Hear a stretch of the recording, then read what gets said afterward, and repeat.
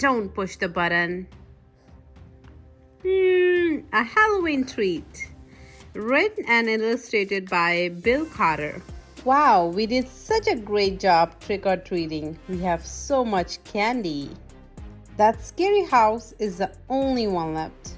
But I don't want to go. I heard that monsters live there. Stop! What are you doing? Are you trying to get us gobbled up?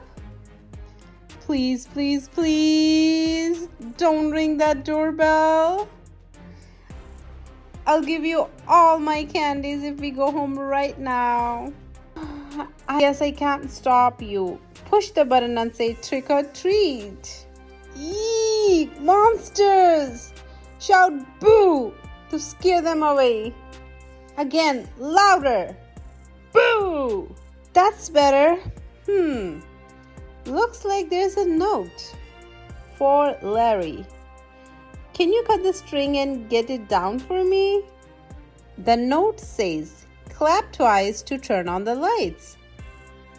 Surprise, Larry! We have an extra special treat for you. Trick-or-treaters. Oh boy. Are you ready? 1, 2, 3, push!